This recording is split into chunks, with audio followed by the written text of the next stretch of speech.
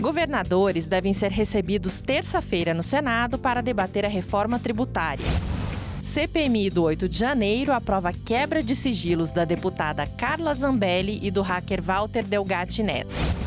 E conheça a história de um pai que sozinho dedica todas as horas do dia aos cuidados com a filha. Olá, está começando o Senado Notícias Revista.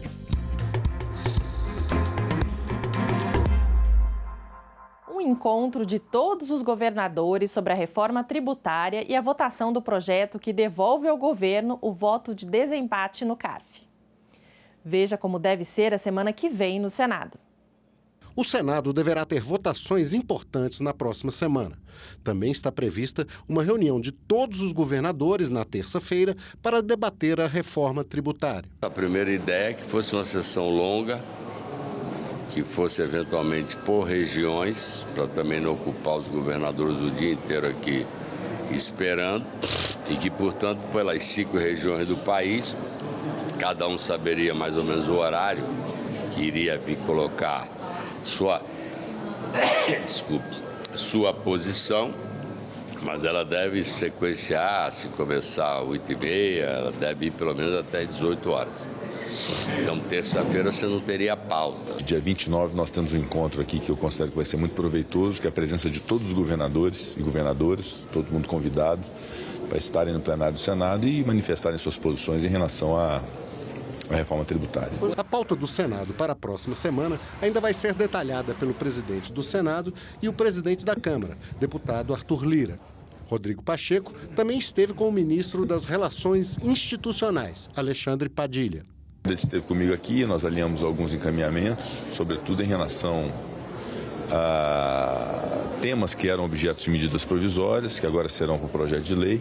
Conversei agora pelo telefone com o presidente Arthur Lira também, nós devemos nos encontrar, justamente para fazer esse alinhamento de que todas as matérias possam ser apreciadas. Os governadores também estão participando separadamente de reuniões com o presidente do Senado e o relator da reforma tributária. O senador Eduardo Braga está trabalhando muito, apesar do incidente que teve aí, está com problema físico, né? Um problema que ele teve no joelho, mas está se esforçando bastante, recebendo os segmentos, recebendo os governadores. Ontem mesmo nós fizemos na minha sala uma reunião com o governador Helder Barbalho, o governador Riedel do Mato Grosso do Sul e o governador Mauro Mendes do Mato Grosso.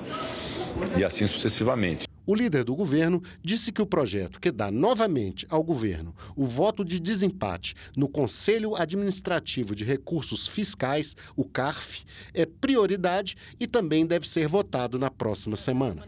O do CARF, se houver pauta terça na terça, se não houver, passa para quarta.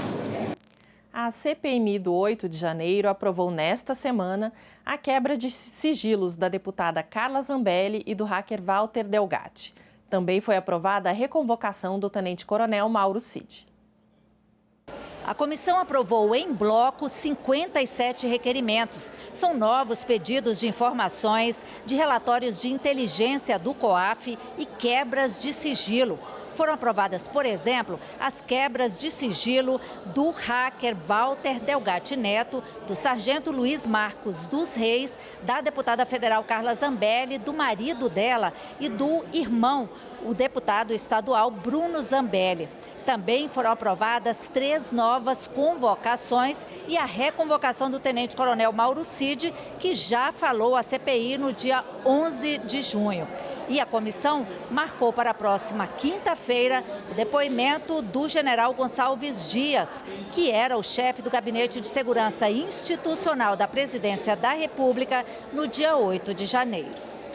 Além da aprovação dos requerimentos, a CPMI ouviu o sargento Luiz Marcos dos Reis, que era auxiliar de Mauro Cid na ajudância de ordens do Palácio do Planalto.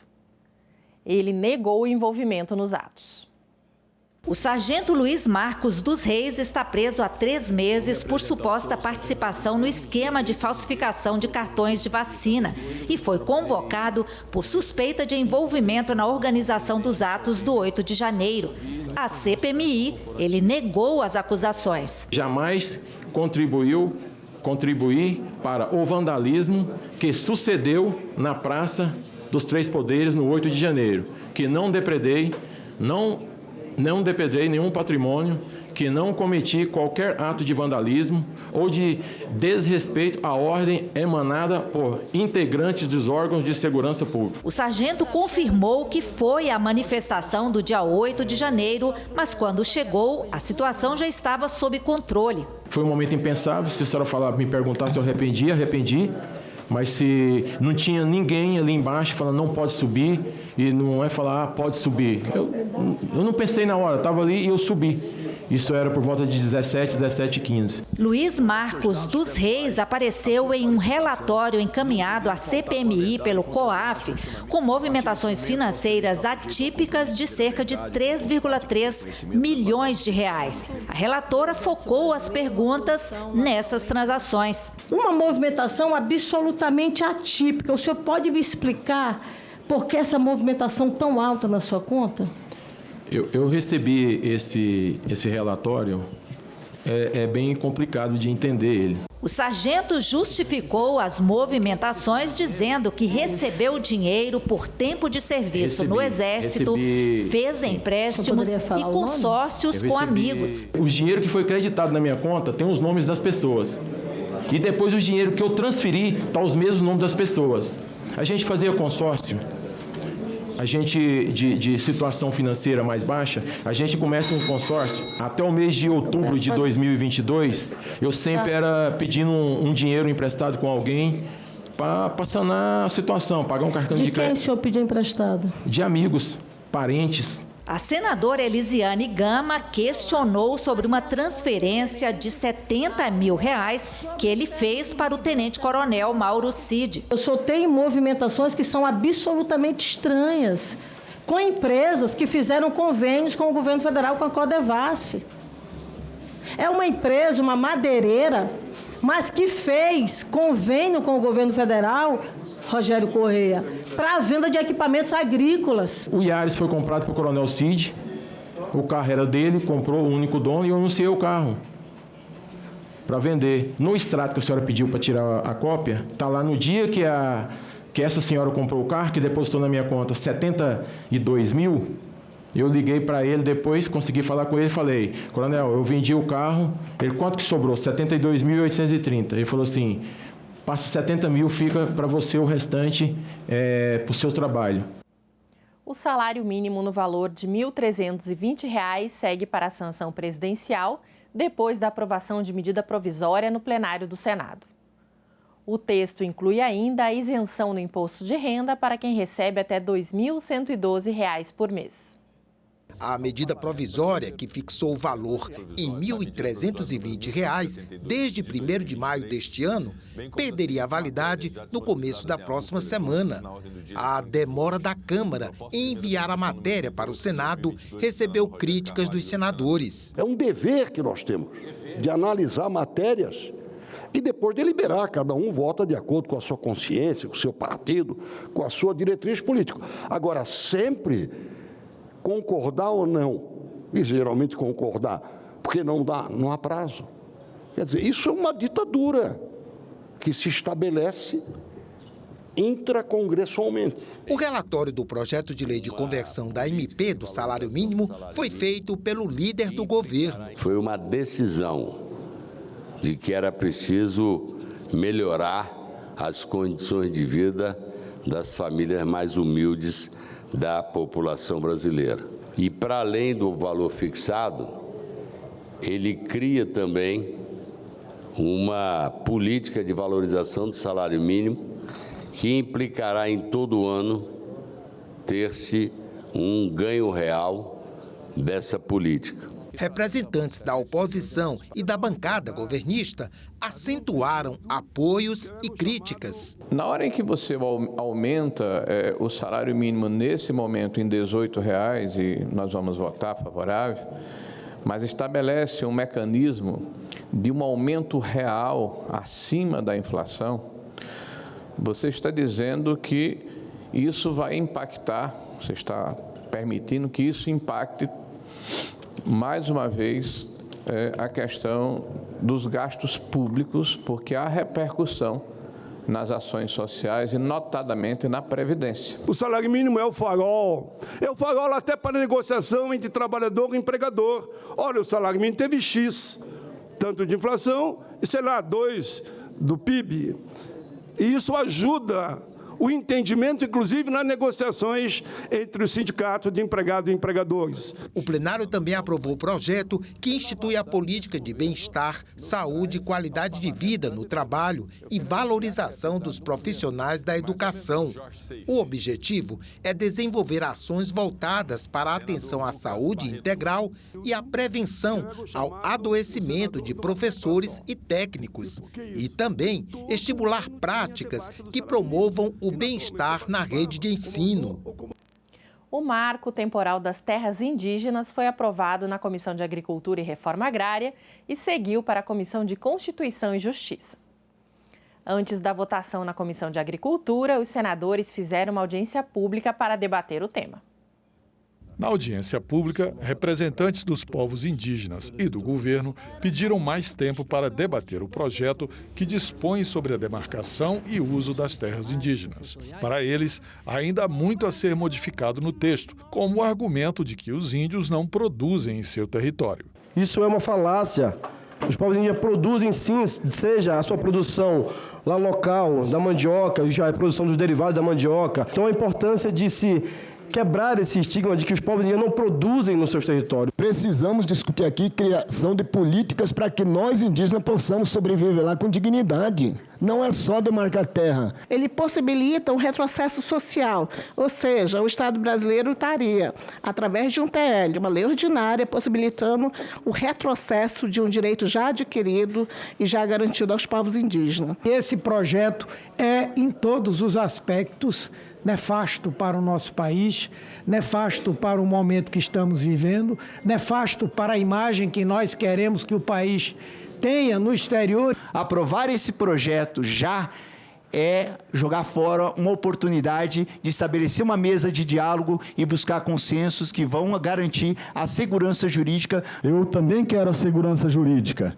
desde que meus produtores que estão lá desde essa época sejam indenizados, tanto da terra nua como das benfeitorias. Não podemos criar uma injustiça, resolver uma injustiça criando outra. Não é e nem será justo expropriar alguém e mandá-lo embora, procurar um outro rumo, um outro lugar, recomeçar a vida sem a devida indenização. Aqueles produtores que estão lá em cima, eles têm a terra há 30, 40 anos, eles têm suas benfeitorias e eles têm, se eles ficassem a terra, eles têm lucro cessante. E aí, como é que faz com a vida dos brasileiros? Ele é diferente da vida do indígena? Existe uma maioria expressiva no Congresso que não concorda com a insegurança jurídica nem para um lado nem para o outro. A relatora do projeto, senadora Soraya Tronic, manteve o texto aprovado na Câmara, que garante aos indígenas o direito às áreas que ocupavam em 5 de outubro de 1988, data da promulgação da Constituição. Não bastasse estar aqui na Constituição Federal, nós estamos repetindo tudo isso dentro do projeto de lei. O que nós pedimos é pela aprovação do PL 2309 de 2023 aqui do Senado Federal. Está aprovado o relatório da senadora Soraya Tronic. A matéria vai à Comissão de Constituição, Justiça e Cidadania para prosseguimento e tramitação. A ministra do Meio Ambiente e Mudanças Climáticas, Marina Silva, voltou a dizer que a decisão do IBAMA de negar licença à Petrobras para a pesquisa de petróleo na Foz do Amazonas foi técnica. Marina esteve na Comissão de Meio Ambiente para explicar os planos do Ministério. Foi a primeira vez que a ministra Marina Silva compareceu ao Senado para falar dos projetos e prioridades da pasta no atual governo. Ela foi convidada outras 3 vezes, mas não pôde comparecer. Marina Silva começou dizendo que assumiu o ministério num contexto muito mais complexo do que quando foi ministra do Meio Ambiente pela primeira vez há 20 anos. Há 20 anos atrás não se tinha a clareza que se tem agora em relação aos graves problemas da perda de biodiversidade, da mudança do clima, da importância das florestas para o equilíbrio do planeta, do papel que desempenham os povos tradicionais na preservação da biodiversidade e das florestas, bem como na relação e no imperativo ético de acabar com a oposição entre economia e ecologia e transformá-las numa mesma equação. Ela citou o desafio de enfrentar as mudanças climáticas que afetam principalmente as populações mais vulneráveis e disse que o Congresso tem um papel fundamental nesse trabalho. Acho que aqui temos projetos importantes que estão tramitando e são de dupla importância. Alguns pelo papel que desempenham para os avanços, outros pelos reparos que talvez precisem ser feitos para minimizar alguns possíveis retrocessos. Marina Silva citou os resultados da retomada de programas como o Plano de Redução do Desmatamento. Na parte de proteção à biodiversidade, a retomada das unidades de conservação, mas, sobretudo, o plano de enfrentamento do desmatamento, na sua fase emergencial agora com o PPCDAM, que já reduziu o desmatamento em 42,5% nos primeiros 7 meses do governo do presidente Lula. No mês de julho, que é um dos meses mais difíceis, conseguimos uma redução de 66% segundo os dados do DT. E eu digo dados do DT porque ainda são apenas os alertas. A consolidação vem através do sistema PRODES, que aí nós vamos ter a taxa de desmatamento. A ministra reafirmou que o novo olhar sobre o meio ambiente foca não no que não pode, mas no como pode, e que é possível produzir e preservar ao mesmo tempo. O que é bom para a agricultura tem que ser bom para o meio ambiente, o que é bom para o meio ambiente é bom para a agricultura. O que é bom para a indústria tem que ser bom para o meio ambiente e assim em relação à geração de energia e assim em relação a outros setores. É dessa forma que nós vamos poder fazer essa transição. A senadora Tereza Cristina falou da preocupação com o acordo Mercosul-União Europeia e do clima de sanções contra o agronegócio. Sabemos que essas novas exigências se dão sobretudo na área ambiental. Focam em desmatamento sem considerar que temos em vigor um Código Florestal. O presidente Lula tem salientado repetidamente que a premissa que deve existir entre parceiros estratégicos é a da confiança mútua e não da desconfiança e sanções. Essa assertiva me chamou muita atenção, ministra, porque eu acho que não vale apenas para a imagem que a União Europeia tenta colocar no Brasil, em especial ao agronegócio brasileiro. Uma das exigências em relação a que o sistema de monitoramento do que é legal e o que é ilegal possa ser feito por mecanismos europeus, não é? A nossa insurgência é total, porque nós temos um sistema de monitoramento por satélite de mais de 30 anos, altamente respeitável no mundo inteiro, por todas as grandes revistas de artigos científicos, que é o INPE. Nós não podemos aceitar.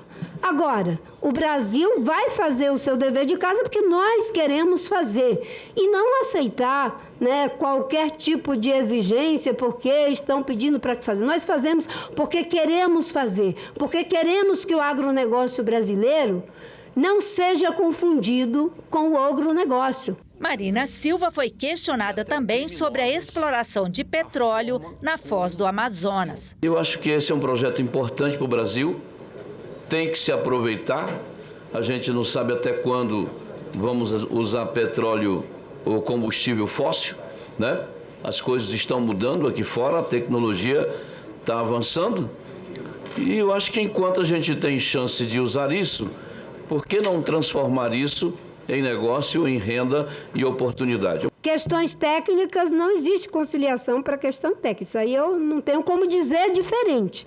Porque eu não posso botar numa rodada de conciliação a Anvisa para decidir, por decisão política, administrativa, o que for, se aquele remédio é tóxico ou não é tóxico. A mesma coisa é os processos técnicos de licenciamento do IBAMA, não é? Mas essas questões, elas vão sendo dirimidas ao longo do processo. Como eu disse, o IBAMA já deu cerca de 2.000 licenças para a Petrobras. Se as licenças dadas foram técnicas, as licenças negadas são também técnicas, porque, inclusive, não é a maioria. Outro ministro também foi ouvido por senadores nesta semana. Celso Sabino, do Turismo, participou de uma audiência pública na Comissão de Desenvolvimento Regional e Turismo. Ele falou sobre a crise gerada pela suspensão de serviços prestados pela empresa 123 Milhas. O tema era o planejamento de ações da pasta para os próximos 2 anos. Mas os senadores quiseram saber principalmente sobre os altos preços das passagens aéreas. É inaceitável o que nós estamos vivendo hoje em relação ao alto custo das passagens aéreas no Brasil, que, para o senhor ter uma ideia, fiz uma consulta agora. O preço das 2 companhias aéreas que operam no estado do Acre, saindo de Rio Branco a Brasília, o preço dos próximos 10 dias, você não compra por menos de R$3.000 um trecho. Quanto à questão dos voos comerciais, eu estou cansada de ter votado projetos dizendo, olha, vai baratear. Então, a gente foi sendo permissivo para cobrar a passagem, os valores são altos. Do meu estado do Tocantins para cá, são 50 minutos de voo. Às vezes, num dia, o trecho está mais de R$3.000, R$3.800. Não tem explicação. E se eu compro uma passagem dizendo que vou para Rio de Janeiro ou Belo Horizonte, passando por Brasília, a passagem fica metade do preço. Então, eu não consigo entender esta lógica. No Brasil, realmente, nós temos um dos preços de QAV mais altos do mundo. A média de preço de venda de querosene de avião no país é de 30% mais caro do que é no resto do mundo. A composição do custo da passagem aérea é de 40% a 50% combustível. Nós votamos a possibilidade de cobrança de malas, igual como é no resto do mundo inteiro, a fim de que isso pudesse contribuir para a redução do preço das passagens. Verdade. Só que no mês seguinte nós tivemos a alta do dólar e a alta do barril de petróleo. E o que compõe o preço do bilhete não é a mala. O que compõe o preço do bilhete com 40%, 50% do preço em muitas companhias é o combustível de aviação. Eu comprei uma passagem para o meu filho ir a Belém na semana passada, R$6.000 e poucos para ir e voltar. É um preço absurdo. E essa coisa não, é o preço do querosene. O preço do querosene baixou. Eu não vi baixar em nenhum momento o preço das passagens. Se você pegar a curva de variação do preço de QAV e você pegar o gráfico também de variação do preço médio das passagens, você vê que eles são muito parecidos, porém com um atraso. Então, havendo a redução do preço de QAV, daqui a 30 dias, 60 dias, vai ter uma redução também do preço médio das passagens. Os senadores quiseram saber também das ações do governo com relação à empresa 123 Milhas, que anunciou recentemente não ter como honrar passagens marcadas até o final do ano. A preocupação maior do governo é garantir que essas pessoas que adquiriram os pacotes tenham a sua viagem realizada ou pelo menos o retorno do recurso que investiram. Porém, o Ministério do Turismo está indo além. Nós estamos avaliando o modelo de negócio praticado por essa companhia. Podemos chegar ao fim dessa análise diante de 2 conclusões. O modelo de negócio é seguro, o modelo de negócio possui eficiência, eficácia, é um modelo que vai ajudar a desenvolver o turismo no Brasil. Ótimo. Vamos avaliar esse caso específico dessa companhia para identificar quem são os culpados e não penalizar os consumidores. Ou a segunda conclusão, não, esse modelo de negócio é arriscado. Esse modelo de negócio é perigoso, não possui sustentabilidade. E aí o governo vai atuar a fim de garantir, primeiro, a economia nacional, o direito do consumidor e a proteção do cidadão brasileiro. O presidente do Senado, Rodrigo Pacheco, assinou na quinta-feira o ato de criação da Comissão de Juristas que vai atualizar o Código Civil. A comissão vai ter 180 dias para apresentar um anteprojeto de reforma ao Senado. O atual Código Civil está em vigor há 20 anos. Ele foi sancionado em janeiro de 2002, substituindo o anterior de 1916. Uma comissão composta por 34 juristas está encarregada de promover a atualização do Código Civil. A comissão, que será presidida pelo ministro do Superior Tribunal de Justiça, Luiz Felipe Salomão, terá 180 dias para apresentar um anteprojeto de lei. O anteprojeto será transformado em projeto de lei e encaminhado à Comissão de Constituição e Justiça e, em seguida, ao plenário do Senado.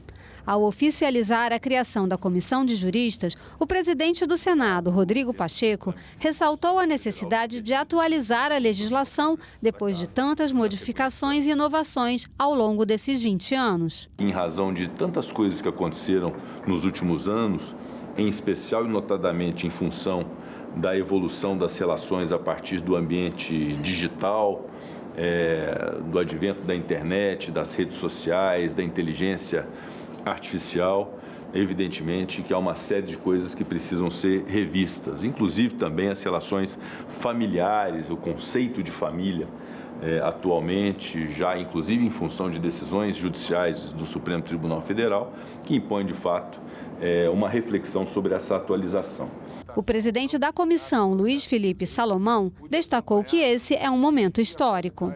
Tenho certeza que é um trabalho grandioso, vai desafiar não só nosso tempo, a nossa dedicação, mas também a habilidade para interagir com tanta gente de gabarito e de talento, mas eu tenho certeza que nós vamos produzir um trabalho digno, honrado, para entregar a presidência do Senado, que teve essa iniciativa e nos depositou essa confiança. Toda doação é bem-vinda. Na série de reportagens sobre a Liga do Bem, vamos conhecer um exemplo de superação. A história de um pai que sozinho dedica todas as horas do dia aos cuidados com a filha. Tudo parecia normal nos primeiros anos de vida.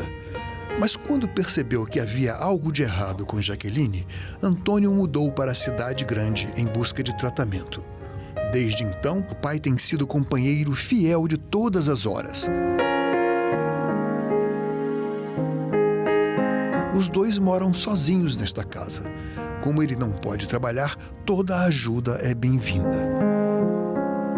Na realidade, minha vida é só para cuidar dela, né? Porque, que eu sou o pai e a mãe, entendeu? Levo para a escola, levo para o médico, entendeu? Faço tudo. Na realidade, de casa é tudo eu, entendeu? A epidermólise bolhosa é uma doença genética rara, com 20 casos em cada 1 milhão de nascidos e não tem cura. Mas Jaqueline, com 11 anos, não se deixa abater. Pelo contrário, na 5ª série da escola, quer ser cientista, bióloga, estudar aranhas e peixes, como este que pintou bem colorido. Como é que é o nome do seu cachorro? Você deu um nome pra ele, foi? Foi, o nome dele é Floquinho. Floquinho? E a galinha tem nome ou não? Tem. O nome dela é Beca. Dos tempos de ensino à distância, a Jaque não tem nenhuma queixa, a não ser de uma certa tarefa de casa. Que era online ainda, né? Aí, ela colocava a gente de contar de 5 mil a 10 mil. Por isso eu não gosto. Floquinho foi um presente da Liga do Bem. E a Jaque agradece com um beijo para tia Patrícia. Beijo, tia Patrícia.